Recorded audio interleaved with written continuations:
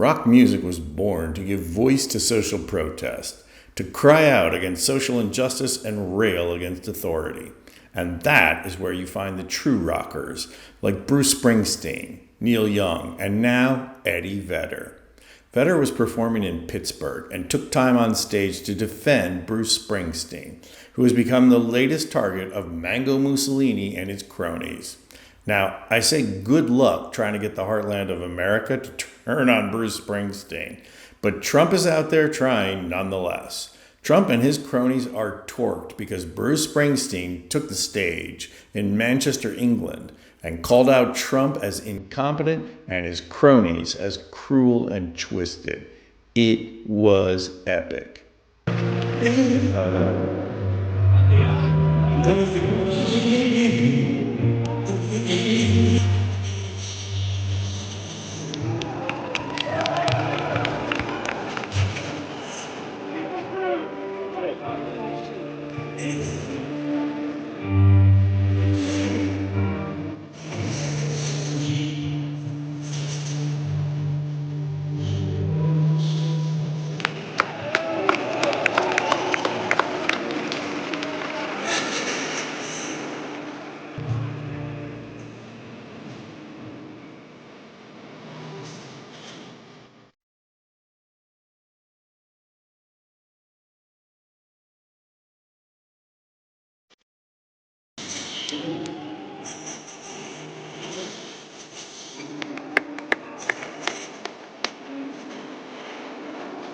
And the thing to notice about Springsteen's remarks here is how he is standing up for poor and marginalized children.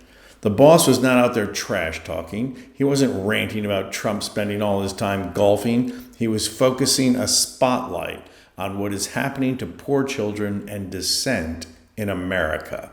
There's no way the thin-skinned, macho wannabe Trump was going to let that one go. Trump rage posted later. I see that highly overrated Bruce Springsteen goes to a foreign country to speak badly about the President of the United States. Never liked him, never liked his music or his radical left politics, and importantly, he's not a talented guy. Just a pushy, obnoxious jerk who fervently supported crooked Joe Biden, a mentally incompetent fool, and our worst ever president. Now, I confess, I have no idea how much the rent is at Trump Towers, but for sure, Joe Biden lives rent-free in Trump's head. And you have to love how Trump projects all his faults onto Springsteen. And then always the mobster-style warning with Trump, keep his mouth shut until he gets back into the country. Then we'll all see how it goes for him. I'll tell you how it's going to go with Springsteen. It's going to go great. Especially when he has people like Neil Young and Eddie Vedder defending him. Here's Vedder at his own concert in Pittsburgh. It's so beneath us. Bruce has always been as pro-American with his values of freedom and liberty, and his justice has always remained intact. And I'm saying that I'm saying just to be sure that this freedom to speak will still exist in another year or two from now when we come back to this microphone.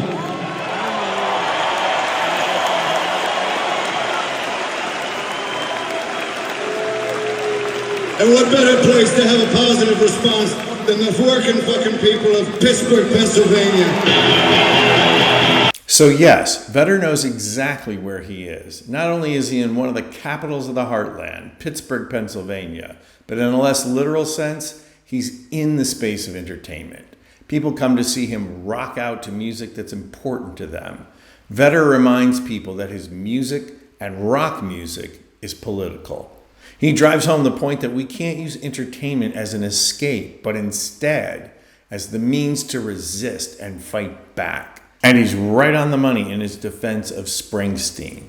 Trump is the whiny little man baby who can't take criticism and responds with personal attacks. Springsteen is engaged in political critique and consciousness raising. And Vedder reminds people that working folks need to stick together against fascism and political authoritarianism. The irony here is that you can't get more opposite people than Eddie Vedder and Donald Trump. Vedder came from a broken home and had to fight and scrape for everything he had. He didn't even finish high school because he was working to support himself. Trump, on the other hand, was the obnoxious rich kid who had everything handed to him, including his degree from Penn, after not being able to pass muster at Fordham, that is.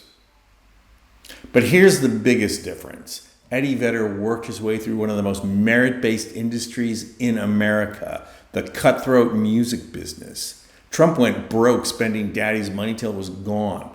I mean, you're talking about the guy who went bankrupt owning casinos. That takes a special kind of stupid.